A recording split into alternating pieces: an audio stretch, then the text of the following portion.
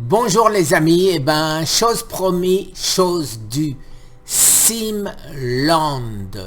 Il faut absolument que vous regardiez, désolé pour la traduction de Google qui n'est de loin pas parfaite. Et je vais vous montrer comment vous pouvez traduire toutes les vidéos dans la langue de votre choix. Pour commencer, vous ouvrez la vidéo, vous allez sur CC, ça veut dire c'est les sous-titres, et une fois que vous allez sur les sous-titres, vous allez sur Subtitle CC, voyez, vous cliquez sur la langue, ça se met automatiquement dans la langue du pays, à savoir anglais, et là vous cliquez sur Auto Translate. Et vous trouvez ici, donc vous défilez et vous trouvez français. Et voilà, et maintenant la vidéo sera en français. Is it possible to gain the life extension benefits of autophagy without fasting for several days in a row? So, let's go through some of the basics. Autophagy is the cellular detoxification process that requires the abstinence of nutrients. Any type of energy, whether from carbs, protein, fat, exogenous ketones, BCAAs or fiber, will inhibit autophagy to some degree. To induce autophagy, your liver glycogen needs to be low. You need to suppress the anabolic pathway of mTOR, which is the pathway that signals your cells to grow and replicate.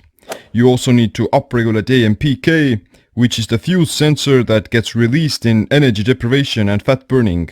And you need to be in this depleted state for at least a day or even more. Autophagy is a very new thing and we don't know much about it, and that's what the current research is showing us. However, what we also know is that autophagy is a matter of degree and it's happening in different tissues all the time. There are even some foods and compounds that boost autophagy even while eating. Exercise and heat saunas can also stimulate autophagy. So what I propose is that rather than looking at autophagy as something regulated by food, think of it as mediated by the overall energy homeostasis of your body. Whenever your body is in a depleted state, you're burning more fat, you're keeping your lymph system active, you're using your endogenous energy sources from your internal stores, and you're stimulating autophagy at least a bit more. Therefore, if you were to upregulate the AMPK boosting pathways that make your body burn its endogenous fuel sources and suppress the mTOR boosting pathways that register the presence of abundant nutrients, then you can induce mild autophagy while still eating on a regular basis. Are you serious? There are also some good research by Walter Longo and his fasting mimicking diet, which kinda mimics the physiology of fasting to a certain degree. It's gonna put you into deep ketosis, but at the same time you may not gain the full benefits of autophagy, like this deeper cellular cleansing. But at the same time, you know, it's a still great way of kind of restricting your nutrient intake and priming yourself to be more pro-autophagy, if that makes sense. The best and most surest way to trigger autophagy is to fast for at least 72 hours. That's the general milestone where you can see that autophagy is beginning to really ramp up. But, you know, you can't fast all the time for that long unless you have a lot of body fat. But you can still trigger autophagy and gain some of the benefits without going through these extended fasts. So here are some of the tips for that. Number 1, you need to still practice intermittent fasting every day. At minimum, you will want to fast for 18 to 20 hours every day to prime your body to produce more ketones and to deplete your energy stores. The truth is that you're not actually fasting as long as you think you are, because digesting food takes a long time, and before you can enter into a fasted state, you need to be burnt off the energy or the calories that you consumed in your last meal.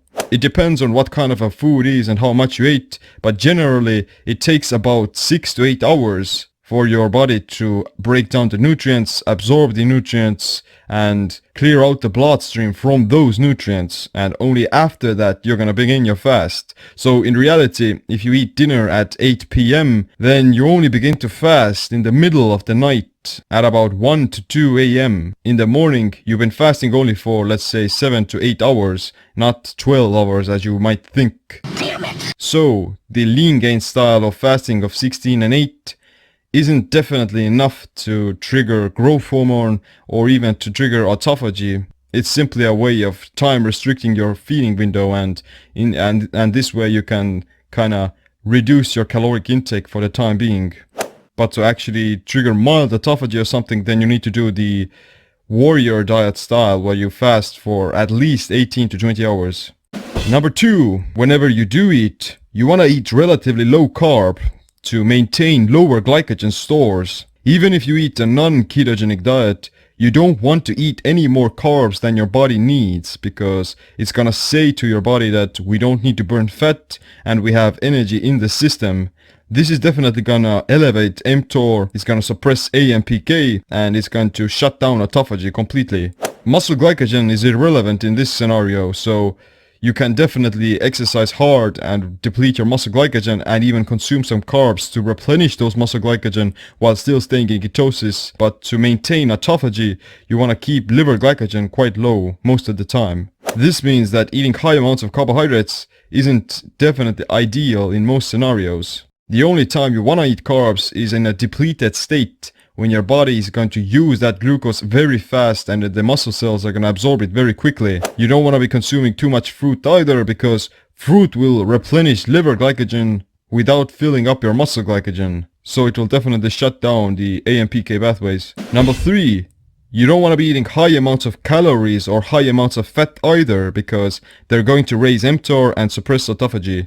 Energy is energy, and it doesn't matter where it's coming from, whether from bulletproof coffee, whether from a banana, whether from steak, raw eggs, exogenous ketones, or a big bowl of lettuce. Overconsumption of calories in any shape or form is going to inhibit AMPK. For longevity purposes and fat burning purposes, you always want to maintain this state where you're staying around your caloric maintenance. You don't ever want to do this crazy dirty bulks, because it's going to mess up all of your metabolic pathways almost. You've got fat. Caloric restriction, however, it can definitely increase autophagy to some degree.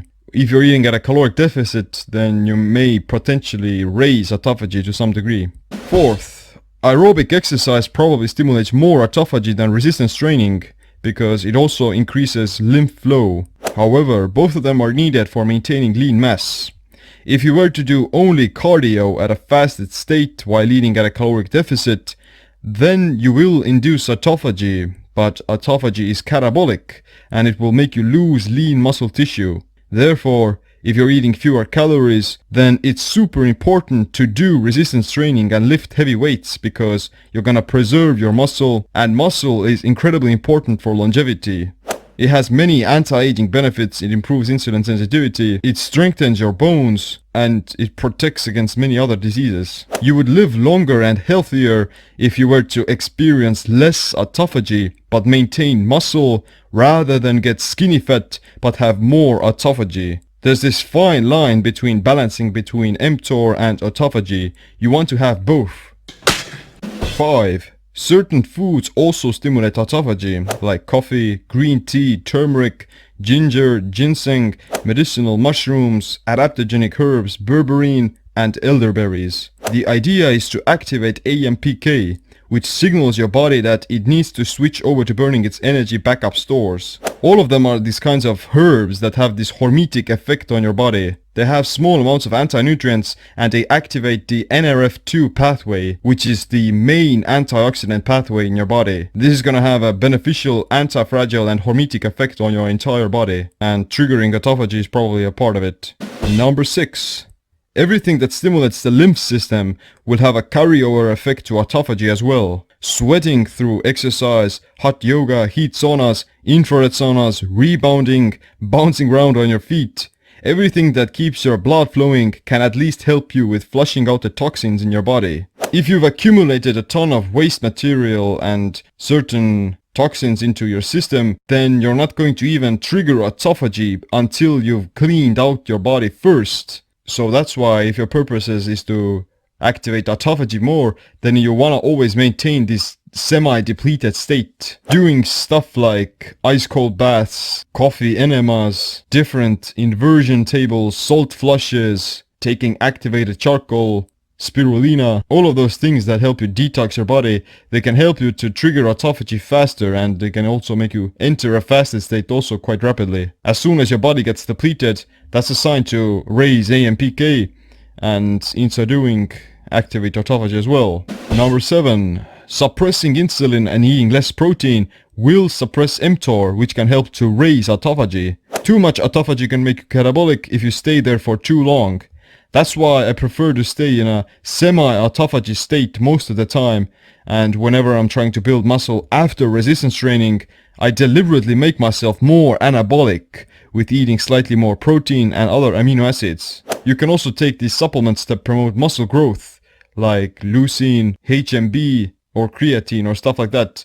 They're gonna stimulate mTOR and promote muscle growth, but because I'm already staying in semi-autophagy and very deep ketosis most of the day with fasting, exercise, heat saunas, and autophagy boosting foods, then I create this buffer zone and I kinda reap the benefits of both worlds. Number 8. Dry fasting is especially effective when triggering autophagy and putting yourself into ketosis faster. When you're not eating food and you started to fast, then before your body can trigger autophagy, then it still needs to go through this period of digesting the food that you ate last night and also absorbing the other nutrients. Drinking water itself is still a form of energy.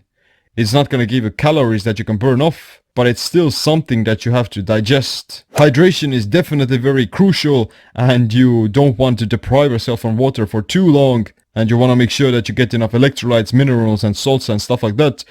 But at the same time, dry fasting for short periods of time are very beneficial just because of the autophagy boosting effect. They also say that dry fasting is 3 times more effective than water fasting, so in theory, you can trigger deep autophagy with only 1 day of dry fasting instead of 3 days of water fasting.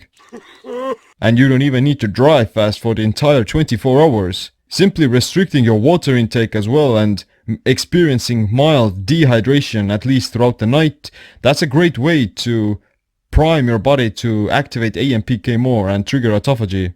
Even in this scenario, you're not actually dehydrated because burning fatty acids and converting your body fat into energy, it creates hydrogen molecules, it creates water, and you're not even gonna stop urinating while you're dry fasting. You're still burning fat, you're still producing calories from your body fat, and you're still converting body fat into water. That's how crazy your body is, like literally a survival machine. And you can definitely add this to your arsenal of fasting. So, on any day, what I recommend is to at least dehydrate yourself throughout the night. That's the minimum you should do. You don't want to be guzzling down a lot of water before you go to bed because it's going to make you go to the bathroom, it's going to disrupt your sleep. And you definitely don't want to be drinking anything throughout the night either because it's going to inhibit the dehydration dry fasting effect. What you want to do instead is stop drinking water after dinner and simply rehydrate yourself in the morning with some good salts and some water. That's a very simple way of activating the hormetic effect of dry fasting without actually going into a crazy dry fasting routine. So here is my general blueprint of what I do to every day to keep myself in a more autophagy boosting state without actually fasting for any longer than 24 hours. So what I do, in the morning, I've been fasting for about 10 hours or so. Then I'm not going to drink a lot of water immediately either. The absolute minimum I aim for is 12 hours of dehydration. That's a good medium point because I don't want to slow down my energy production and I don't want to get cramps or anything like that either because I still stay physically active throughout the day. What I break the dry fast with is usually some hot water with a bit of baking soda, some pink Himalayan rock salt, and I mix it all together well. Baking soda is an amazing thing to drink every day and is going to promote kidney health, is going to remove the acidity in your blood that you accumulate during fasting, is going to break down some kidney stones if you have some, and it has anti-cancer properties, so it's safe to say that it can also maybe stimulate autophagy to some degree. I drink that cup of water and after that I kinda start rehydrating myself as well. Throughout the day I'm gonna drink some water with some more pink Himalayan rock salt. It's gonna keep me hydrated, it's gonna keep my electrolytes in balance, and it's gonna prevent me from losing my electrolytes as well, because drinking too much water without the minerals it may cause me to go to the bathroom too often, and I'm gonna lose my minerals, I'm gonna feel like crap, and I potentially get some muscle cramps as well. So water fasting without salts and electrolytes is very bad for you, and you always want to make sure that you get some salts. Then I still continue to fast at minimum for 18 hours every day.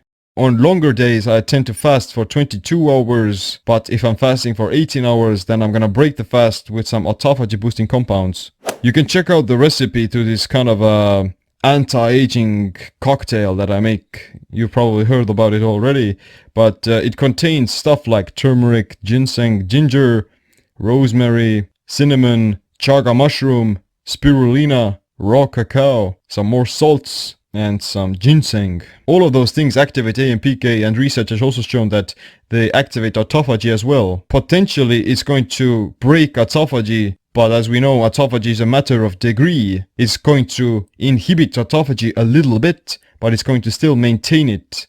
To absorb those nutrients, I also add some black pepper, some cayenne pepper, and a little bit of either MCT oil or some bone broth that I cooked up. That small amount of fat is going to promote bioavailability and is going to slow down the digestion process. So it's kind of safe to say that I'm creeping in and out of autophagy. You don't want to take too much fat, or you don't want to put too many compounds into the mix, because you still want to maintain a relatively low carb state and low calorie state as well to stay depleted. So that's what I drink. I call it the AMPK activated autophagy activator. All rights reserved to Siim Land. After that I continue to fast. I'm gonna even have a workout. I'm gonna move around. What I usually work out with is high intensity interval training, like a Tabata session, and I usually finish off my workouts with some bodybuilding exercises. Then in the evening I'm gonna eat a low carb keto dinner with some of the sulforaphane rich vegetables like broccoli, cauliflower, cabbage, which is gonna activate NRF2, some fermented foods, which is good for the gut microbiome, some good sources of protein like eggs, fish, organ meats, red meat for promoting muscle growth, and some healthy fats like olive oil, MCT oil, bone broth, butter, or sour cream. You want to consume a ton of these polyphenols and flavonoids that going to trigger NRF2 and probably gonna stimulate autophagy to some degree as well. But that is it for this question about autophagy, and I definitely think that you can apply at least some of these principles of depleting your body and allowing your endogenous energy production to take over. Hey, let's be careful out here. Body-mind empowerment. Get stronger, faster, smarter, quicker, friendlier, more helpful, more driven. Everything the body needs. Control your mind. Alors vous avez vu une mine d'informations. Quelque chose néanmoins très important à préciser, c'est qu'il parle d'autophagie en général pour tout type de maladie. Or, vous aurez certainement remarqué qu'il ne parle pas bien sûr de cancer, en particulier cancer phase 4, et donc vous aurez vu qu'il vaut mieux éliminer certains des aliments qu'il conseille, en particulier la viande rouge. Merci les amis, très très bonne journée, au revoir.